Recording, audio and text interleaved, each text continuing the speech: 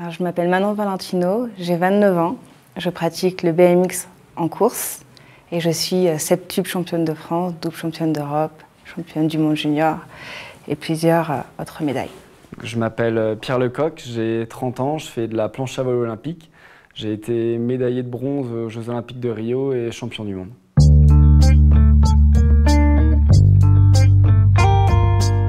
Moi j'ai une question à te poser.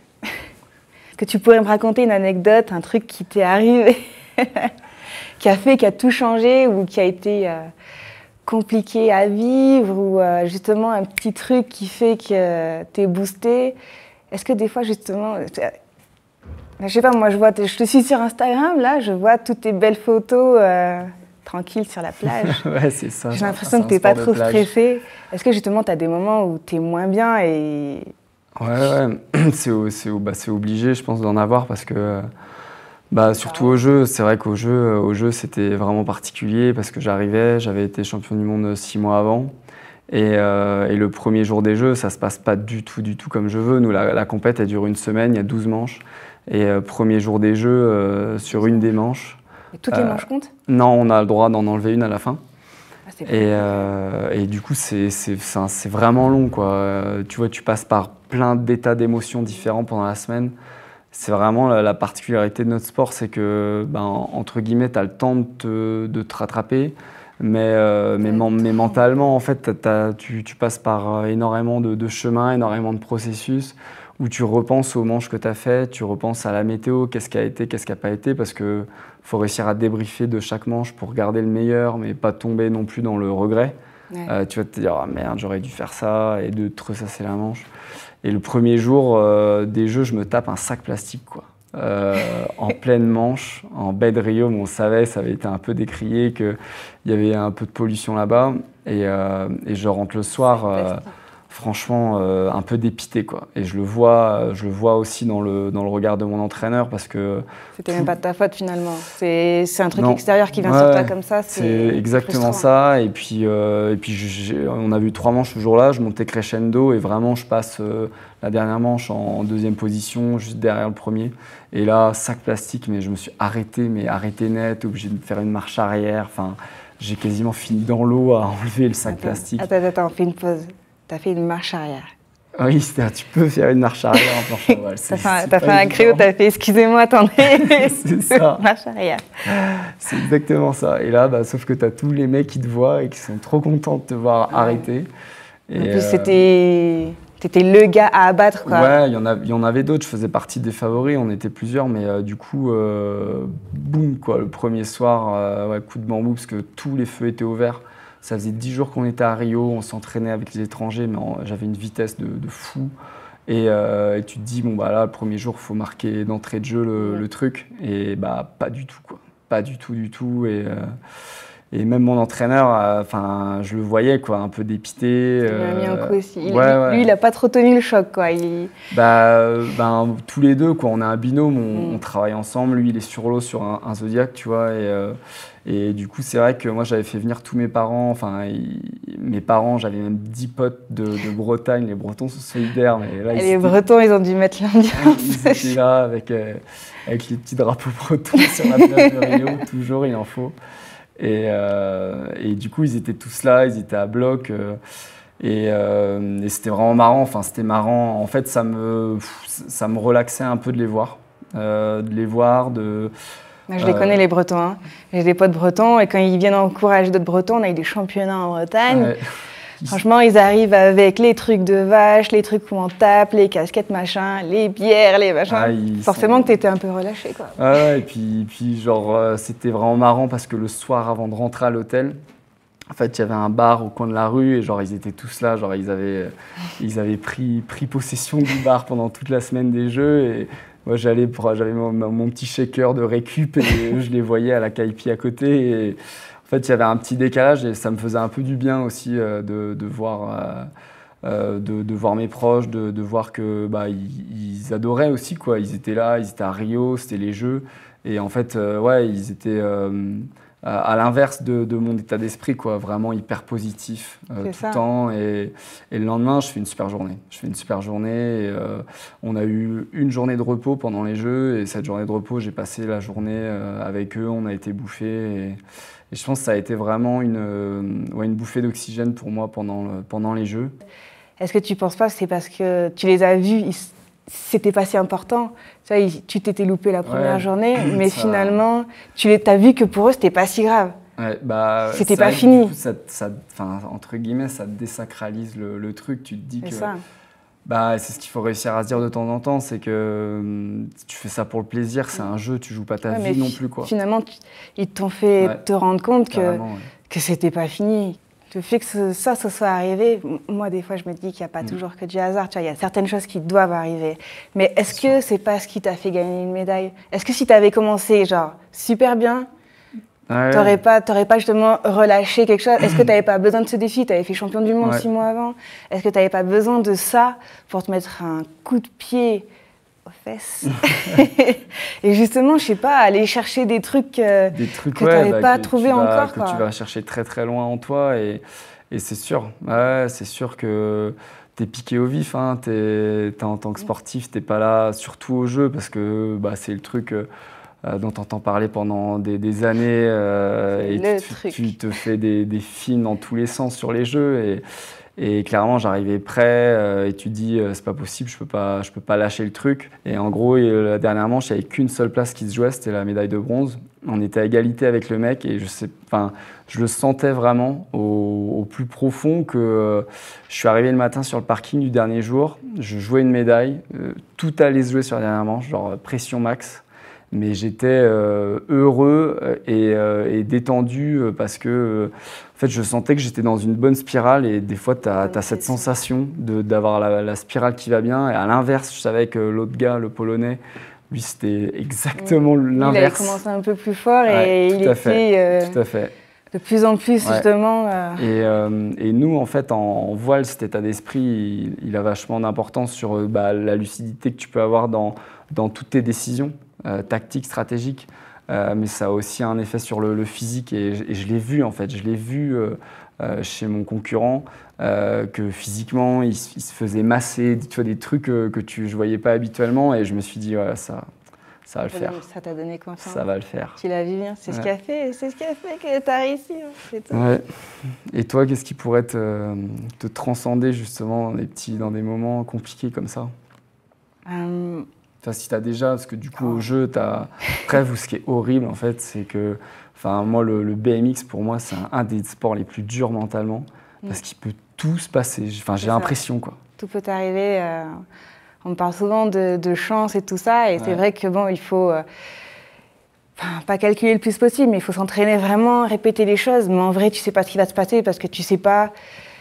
Sur le papier, on va te dire, ça va faire 1, 2, 3, 4, 5, 6, 7, 8. Mais en vrai, elle va louper son start, elle va machin. Toi, tu vas sortir le truc aujourd'hui. Je sais pas. Des fois, il y a le petit truc en plus, des fois, le petit truc en moins. Et malgré tout ça, en fait, il faut s'adapter. Les courses, ça dure 30-40 secondes. Donc, t'imagines s'adapter à chaque fois qu'il se passe un truc, quand tu sors bien, quand tu accélères là, quand tu passes la bosse, quand il y a une ouverture. C'est ultra stressant.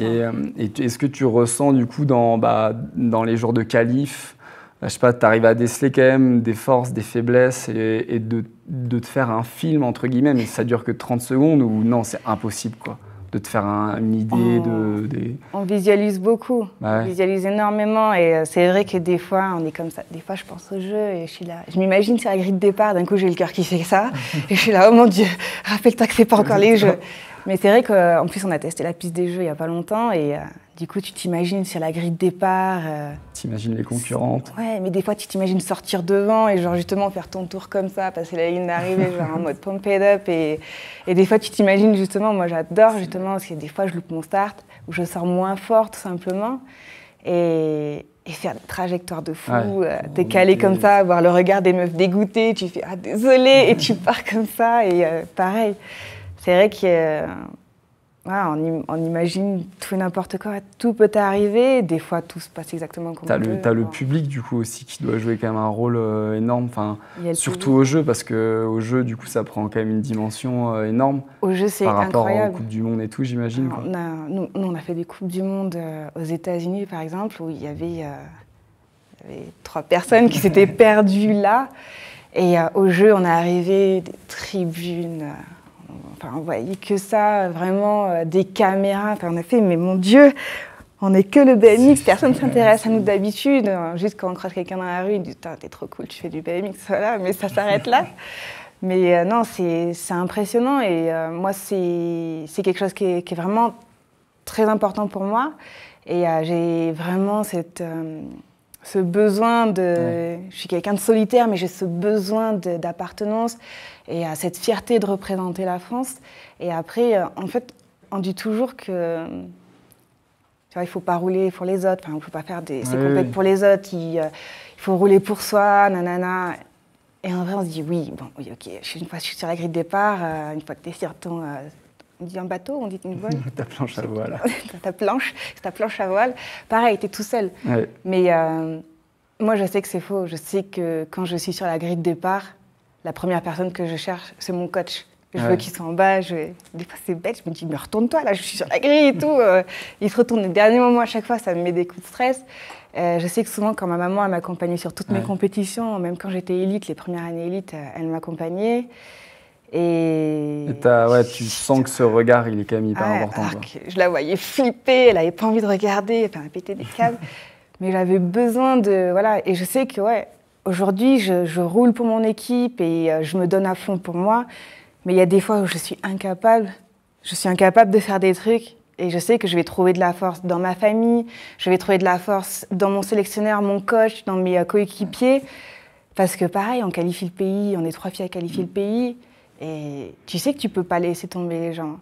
Et si moi je dois dire un moment qui a été très difficile pour moi, c'était... Je me suis gravement blessée en 2015. Je me suis retrouvée en fauteuil roulant alors que j'étais la première scoreuse.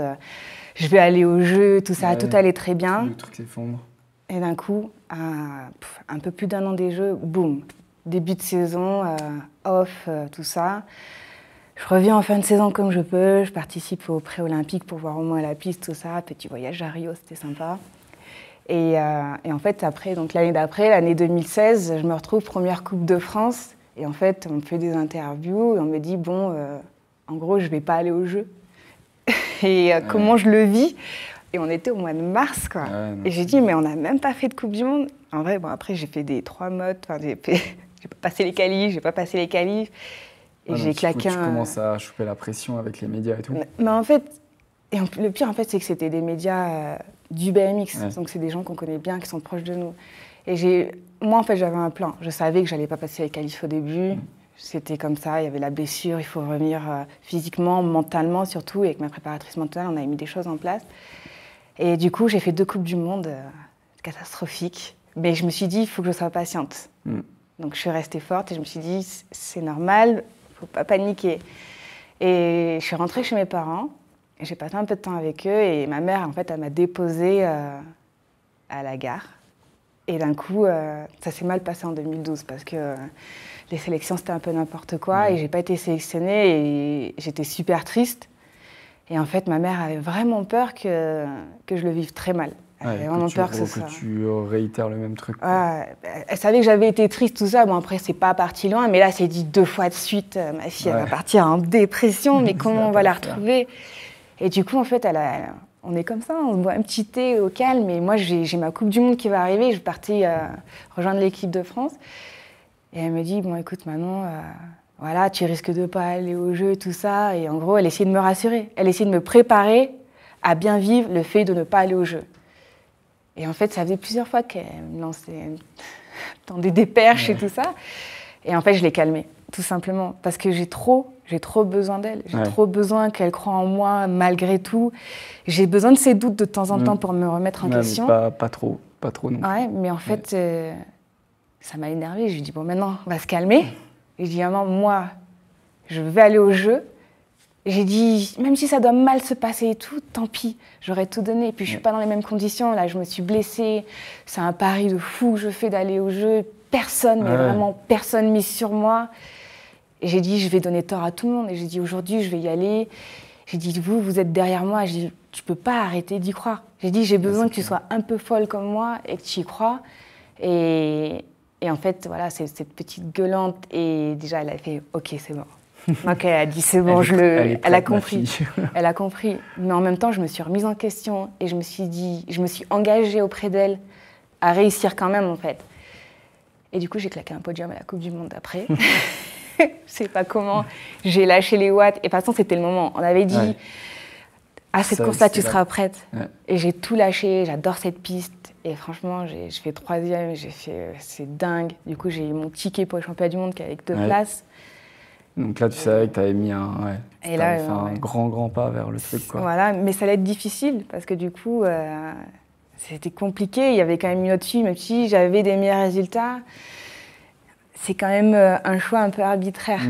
Et en fait, du coup, je me retrouve en demi-finale avec cette fille qui était avec moi, avec Mag Potier qui était avec moi. Et en plus, on s'entend bien et tout. Et bon, on est là. Et en fait, moi, je suis là, je prends des mauvais départs. Et en fait, je remontais trop vite sur la piste. Je passais comme ça en 2e ligne et tout.